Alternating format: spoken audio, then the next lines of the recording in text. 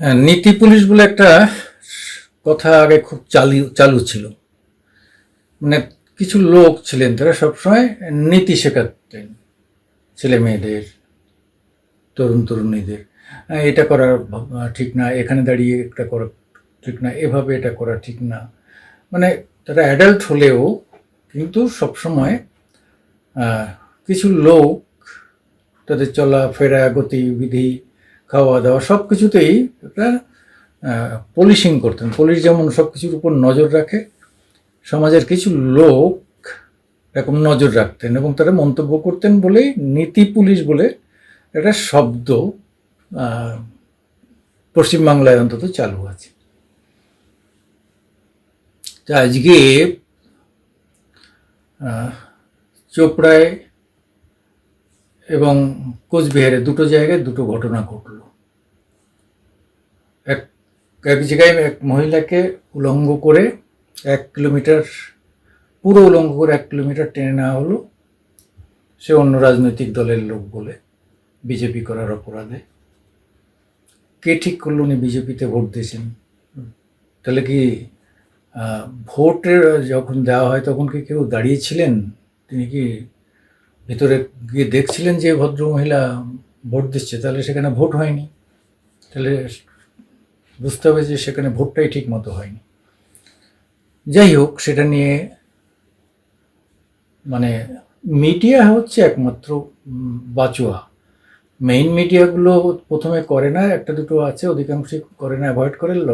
পরে যখন দেখে যে টিআরপি লস হয়ে যাচ্ছে, চারিদিকে হচ্ছে, তখন তারা একটু আধটু মেজে ঘষে দেখায়। কিন্তু সোশ্যাল মিডিয়া কিন্তু হইচই শুরু করে দিয়েছে। আরেকটা ঘটনা ঘটেছে চোপড়াতে, সেখানে এমএলএর নির্দেশে, স্থানীয় এমএলএর ইন্ধনে এবং স্থানীয় তৃণমূল নেতা কী করেছে, কোনো বয়স্ক মানে কারোর বউ হয়তো অন্য কারোর সঙ্গে প্রেম করেছে, সেটা ধরে ফেলে এবং তাদের শিক্ষা দেওয়া হচ্ছে প্রেম করা, সমাজে এইসব করা, নীতি পুলিশিং শুরু হয়ে গেছে। কিন্তু এরা আইনটা জানে না। পরকীয়া আইন, যেটাকে পরকীয়া বলা হয়, মানে একজনের ওয়াইফ আর একজনের স্বামীর সঙ্গে, বা একজনের স্বামী আর একজনের ওয়াইফের সঙ্গে মেলামেশা করলে, ঘনিষ্ঠতা করলে সেটাকে পরকীয়া বলে। পরকীয়া হচ্ছে পলিগ্যামি। পলিগ্যামিটা আমাদের মানুষের আরএনএ মানে ডিএনএতে রয়েছে। কেন? আমরা একটা সময় বাবুন বা বন মানুষ এদের থেকে এসেছি। অর্থাৎ আমরা একটা সময় দলবদ্ধভাবে বসবাস করতাম। লিয়েন ডার্থেল বা এরকম সময় আর কি, আমরা স্টোন যুগে, তখন কিন্তু আমরা যৌথভাবে একসঙ্গে সংঘবদ্ধ হয়ে বসবাস করতাম। ফলে সংঘবদ্ধ হয়ে বসবাস করলে সেখানে তো বিয়ে থাকার ব্যাপার ছিল না, যে যখন যার সঙ্গে সহবাস করতে পারতো এই অর্ধ উলঙ্গ মানুষগুলো, তারাই আস্তে আস্তে আস্তে আস্তে সভ্যতা ইয়ে পেয়ে পেয়ে পেয়ে আস্তে আস্তে আজকে আমাদের মতো জায়গায় এসে আমরা সভ্য মানুষ হয়েছি। কিন্তু পলিগ্যামিতে আমাদের ডিএনএতে রয়ে গেছে। ফলে এই ধরনের ঘটনা ঘটে। সুপ্রিম কোর্ট বলছে যে দুটি প্রাপ্তবয়স্ক মানুষ তারা কি করবেন সেটা তাদের নিয়ন্ত্রণে ছেড়ে দেওয়া উচিত। সেখানে সবাই নাক গলাতে পারবে না। হতে পারে এখন যদি এর স্বামী দেখে যে অন্য সঙ্গে আছে, সে অতিরিক্ত, তাকে ডিভোর্স দিয়ে দিতে পারে, বা যার স্বামী এখানে যুক্ত হয়েছে তার ওয়াইফ ডিভোর্স চাইতে পারে। সেখানে সে এই পলিগ্যামিটাকে ব্যবহার করতে পারবে যে ডিভোর্সের একটা গ্রাউন্ড হিসাবে, এক ধরনের ক্রুয়েলটি গ্রাউন্ড এসে করতে পারে। এইটা একমাত্র হেল্প হবে। তাছাড়া গায়ে হাত দেওয়া, মারধর করা, এটা নিয়ে পুলিশ গ্রেপ্তার করতে পারবে না। এসব আইন টাইন এখন আর নেই। একটা সময় 98-এ হলেই মানে শ্বশুর শাশুড়ি পর্যন্ত জেল খেটেছে, স্বামী তো বটেই।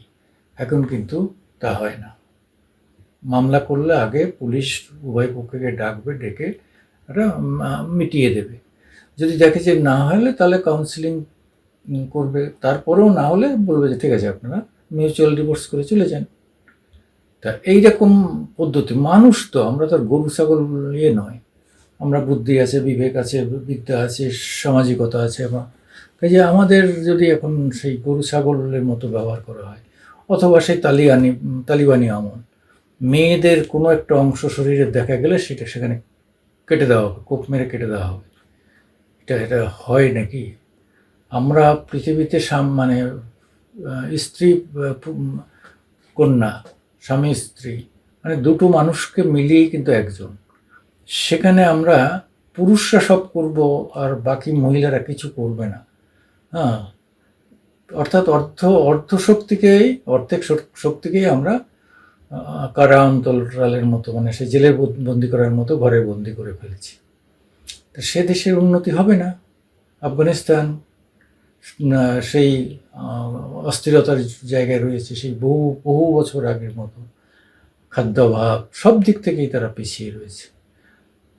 একটু মানে এগোচ্ছে ক্রিকেট খেলায় একটু ভালো করছে, কিন্তু বাকি কোনো জায়গায় তাদের আর কোনো অস্তিত্ব নেই। তাদের পৃথিবীতে কেউ মানুষ বলেই আর মনে করে না। পৃথিবীতে কোনো জায়গায় তাদের সম্মান নেই। সারা পৃথিবীতে 200টার মতো রাষ্ট্র আছে, তাদের কেউ সম্মান করে না। তা এই যে পরিস্থিতি, তা এই মানসিকতা যদি এখনও আমাদের ওয়েস্ট বেঙ্গলের মতো উচ্চশিক্ষিত এলাকায় থাকে, এখানে হিন্দু মুসলমান সবাই মোটামুটি শিক্ষিত, তা সেখানেও যদি এই ধরনের ঘটনা ঘটে, যে অন্যদল করলে তাকে উলঙ্গ করে টেনে নেওয়া হবে 1 কিলোমিটার,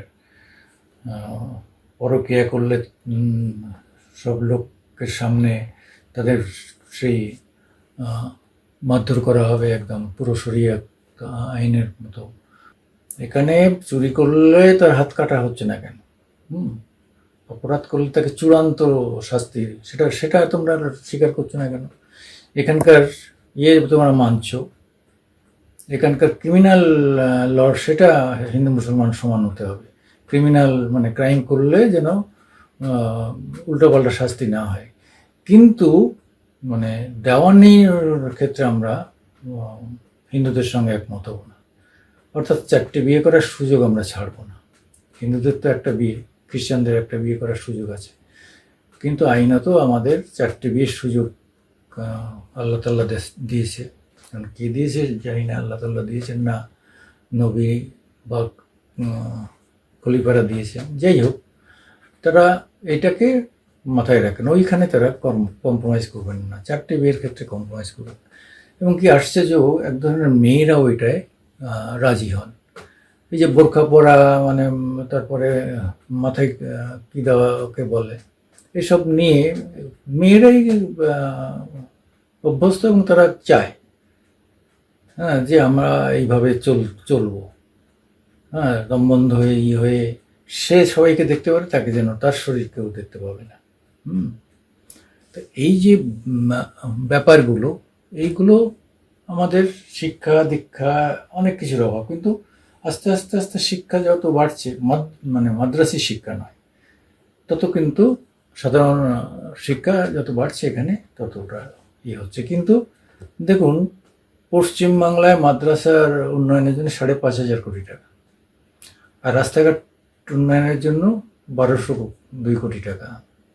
ভাবা যায়, মাদ্রাসা বেশি করে হবে, মাদ্রাসায় বেশি করে শিক্ষক নিয়োগ হবে এবং বেশি করে মাদ্রাসায় তারা মুসলিম শিক্ষা গ্রহণ করবে। তার জন্য আমাদের দেশের মানুষের, আমাদের জিএসটির টাকা, আমাদের করের টাকা, আমাদের মুখ্যমন্ত্রী মমতা বন্দ্যোপাধ্যায়, অনেকে বেগম বলেন বলে উনি খেপে যান, ফলে তিনি কিন্তু 5,500 কোটি টাকা শুধু মাদ্রাসার উন্নয়নে প্রত্যেক বছরই দেন। তাহলে এই পর্যন্ত কত হাজার কোটি টাকা দিয়েছেন উনি শুধু মাদ্রাসার উন্নয়নে? সে টাকাটা সত্যি কি মাদ্রাসার কোনো উন্নয়ন হয়েছে বা উন্নয়নে গেছে? যায়নি।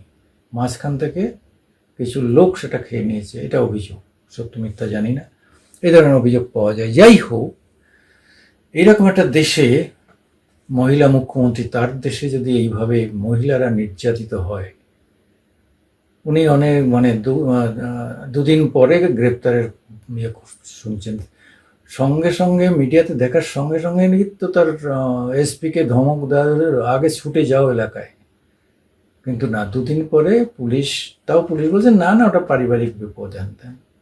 কি অবস্থা! একদিন এরাই বুমেরাং হবে, বন্ধু, একদিন এরাই বুমেরাং হবে। যাই হোক, আমি সুকুমার দেবনাথ, মহামাটি মানুষ ইউটিউবের পক্ষ থেকে আপনাদের সামনে আসি। আমাদের একটু লাইক দেবেন, শেয়ার করবেন এবং সাবস্ক্রাইব করবেন। নমস্কার।